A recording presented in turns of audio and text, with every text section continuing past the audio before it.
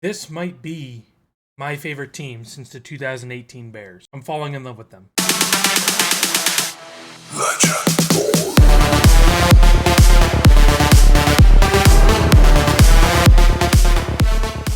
All right. Episode 3 finally ended and came out. It was absolutely amazing. I loved it. I liked it better than the last episode. There is a lot to cover, and like always, I wrote some shit down to go over. A lot of stuff happened, and honestly, it was probably my favorite episode so far. I think this actually also beats episode 1. This is just my opinion. So, there was obviously some good stuff in episode 1 that is better than episode 3, but overall, like as an episode overall, this is probably my favorite one so far. So let's go over what happened in this episode. The first thing I want to cover is the Big Cat interview. Those are always classic. I actually didn't even know Caleb Williams went on an interview with Big Cat, so that was cool to see, and I'm going to definitely watch that probably right after this. So that was a pleasant surprise in Hard Knocks. Big Cat, hilarious as always, asking the funny questions, and he's kind of like me, you know, like I am a delusional Bears fan. So is Big Cat, but I believe he also said it feels different this time, and he's the savior of the Bears. Like, I mean, he has to go out and prove it first, but it kind of feels that way. So, Big Cat, shout out to Big Cat, love him. He's probably one of the most popular Bears fans out there, at least Barstool wise. I think he's one of the only famous ones in Barstool, but gotta love Big Cat. Next one is Tyson Bagent's dad. They went over his story. They went over how he's an arm wrestler. I knew this from last year, just based off of last year's play. Tyson Bagent, you know, his storyline went around, at least, maybe not the NFL, but at least Bears fans. So that was cool. Tyson Bagent, good for him. He had a very, very good game on Sunday. So, and then the next thing they go over, which I didn't expect them to actually do this, was Matthew Judon. Matthew Judon was a player that Ryan Poles was targeting. He clearly is in win now mode.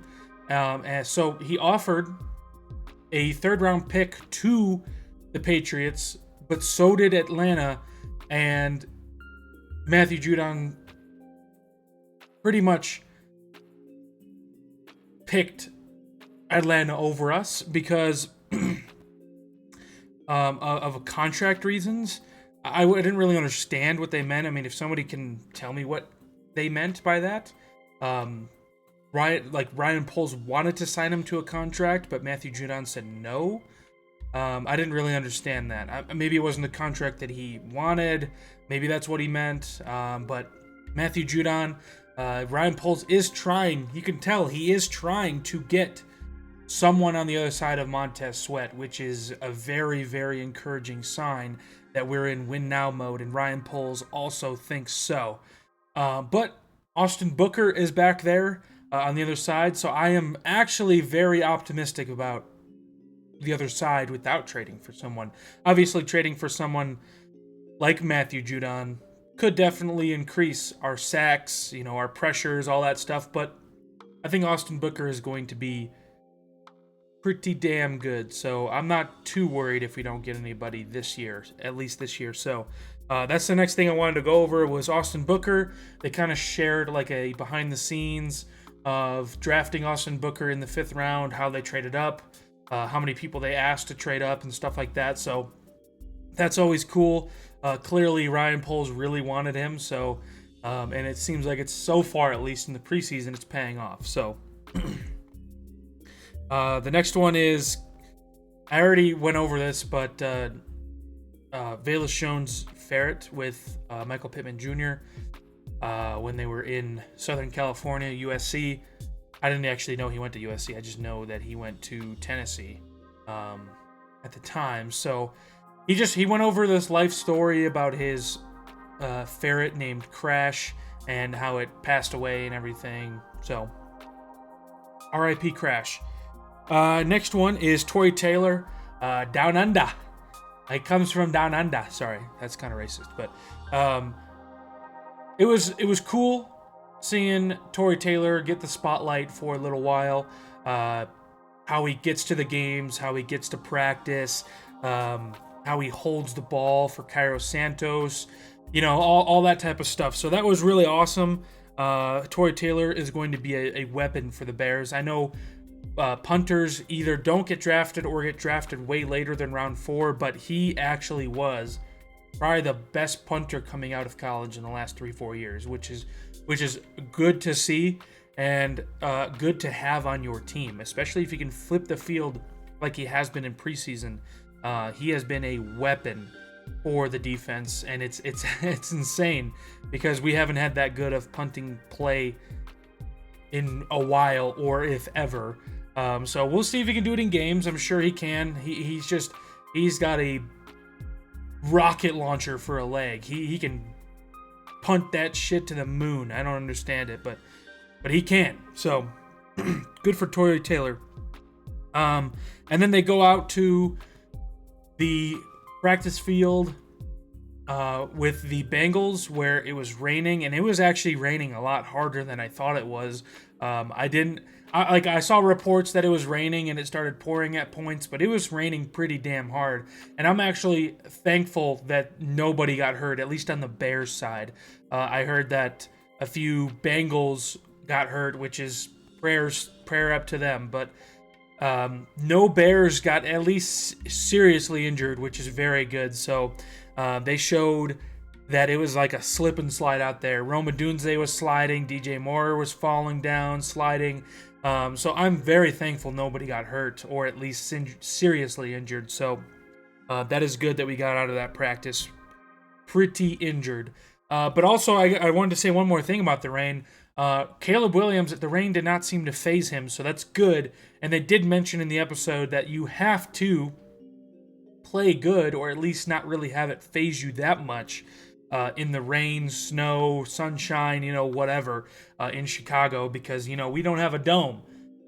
We're working on it, but we don't have a dome. So you have to be able to play good, at least for now, in the weather. So that is something they mentioned also. Jalen Johnson played great in practice. He played great against the Bengals in the joint practice. Man, I can't think of a scenario where the Bears played or paid a player like Jalen Johnson so much money. Now, I mean, he's number one in my book, and I'm not just saying that as a Bears fan. Statistically, also, he was so good last year that he could be the number one cornerback, even over Pat Surtain. But I can't remember a time where even somebody like Jalen Johnson getting paid, at least on the Bears, where they get paid, and then that next year they actually even get better. So he's just entering his prime. So, like some people do, you pay them all this money, and they're like, oh, I got the contract. I'm good for life. I can slow down. No, Jalen Johnson still wants to prove himself. I really think that top 100 list really bothered him. Because it should. It should. And I know it's not fans that vote for it, but even the NFL players, that is disrespectful. How are you the number one cornerback in the league and you don't even make the top 100 list? Same with DJ Moore. I mean, I'm not even going to get into that. I've already said it enough. But Jalen Johnson, that is ridiculous. Ridiculous. You see some of the names, probably the bottom 40 of that list, and Jalen Johnson's miles better than any of them. Any of them.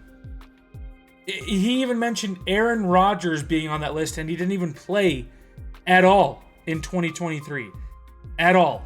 Besides 4 snaps. My bad. I guess that gets you in the top 100 list. And not Jalen Johnson having a career year for any cornerback. So that was ridiculous. Keenan Allen, he balled out also against the Bengals and in just regular practice. He has been getting a lot of, I guess, hate from other fan bases, saying he came in looking slower and fatter than ever, which I don't really understand, like look at me. I am fat.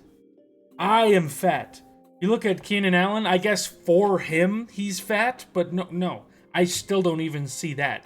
Some people are saying, for Keenan Allen, he looks bigger than Keenan Allen last year, which I'm not buying it. I'm not saying it. So, that is just stupid. And I think Keenan Allen, once the season actually starts, he's going to start balling. And then they went over something that kind of surprised me a little bit, was the new stadium. They mentioned the new stadium, and I really didn't think they were going to mention that, but they mentioned it.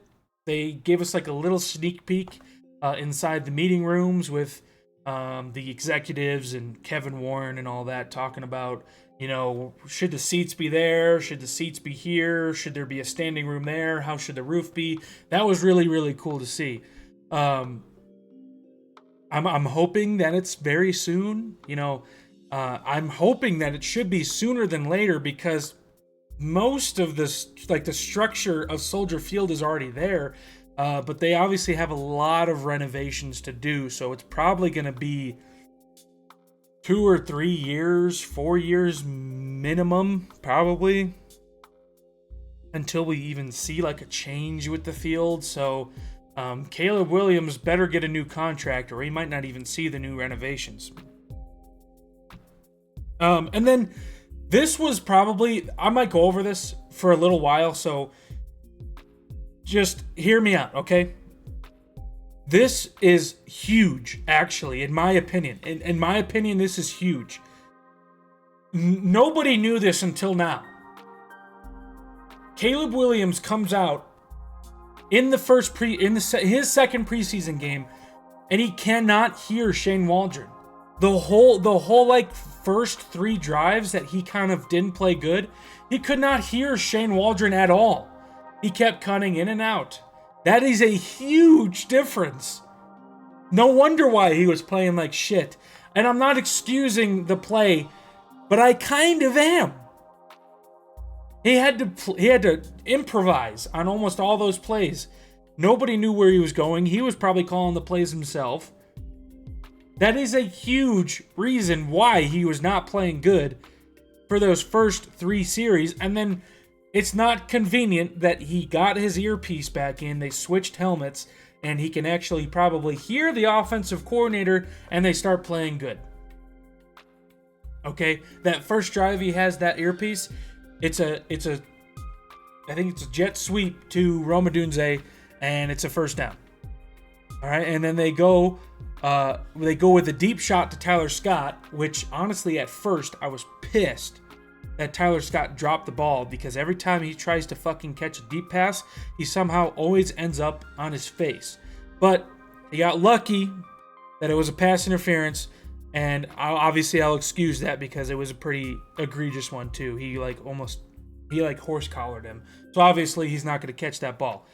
I wanted to see it in an alternative universe where he actually catches the ball, because he could have just ran it in for a touchdown easy. Caleb put it in the perfect spot, but he got slowed by the defender. So they got the penalty there, and they settle for a field goal, unfortunately. But after that, he can finally hear Shane Waldron, and Rome Odunze out to the left completed the pass, And then after that, I mean, honestly, those 2 plays I think were improvised. I couldn't think of the word for a second. Those 2 plays were improvised, so I don't think Shane Waldron had to do with any of those 2 plays, but that's what happens when you have Caleb Williams. And he got his confidence back once he completed that pass to Rome Odunze. So it was a mixture of things. He couldn't hear Shane Waldron. I think he was a little nervous. I know he says he doesn't get nervous, but I really think he was. He doesn't get nervous in front of, he doesn't get nervous at all anymore. But this was his very first game, his very first time playing in the stadium in front of new fans who were chanting Justin Fields' name last year. You gotta play good, or Chicago is going to chew you up and boo you out. That sounded weird. They're gonna boo you. We don't take, we have been starving for a quarterback, and we believe that it's you. So honestly, if you don't work out, Chicago will probably hate you. But if you work out, we will treat you like Jesus Christ came back down from the heavens. I'm not kidding. Chicago will love you till the day you die if you play good for our team. But if you play like shit, you're going to be like Cody Parkey 2.0. I'm not kidding. That dude probably will never step foot in Chicago ever again. So, I loved it. I loved the way that Caleb ended, and I think it is the right choice that the Bears are not playing Caleb in 2 days, on Thursday. It's an early week, which makes no sense. Why the hell are we doing preseason games on Thursdays? It doesn't make any sense, but whatever. So Caleb has 2 weeks to rest, get some practice in. I think he got his reps in the preseason. He's got his time.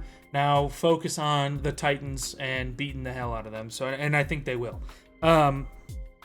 So Caleb couldn't hear Shane Waldron. And then the last thing I want to talk about is Caleb kept the ball, which is good for him. I mean, it is preseason, but it is still cool. It is his very first touchdown in the NFL. But I want him to also not care too much about that one. Obviously, it's his first one. Keep it, whatever. I want him to care about his first touchdown in the NFL when it matters. So technically, the preseason ball should not matter as much, in my opinion. Obviously, I've never played football in the NFL. I don't know, but it was probably a good feeling, so he wanted to keep the ball. But in my opinion, that touchdown will not show up in the stat sheets because it is preseason. I want your first ball to be a touchdown in the Titans game when it actually shows up on the stat sheets when it actually matters. So that was cool. Maddie Eberflus and Caleb, every single episode, they look like they're getting a little tighter. So I'm happy to see that, and I'm really liking Maddie Eberflus. I'm starting to like him, and I think Hard Knocks is a huge reason for that. So I'm very glad that we're on Hard Knocks. So let me know what you guys think in the comment section below. I will see you guys in the next one. Have a good day.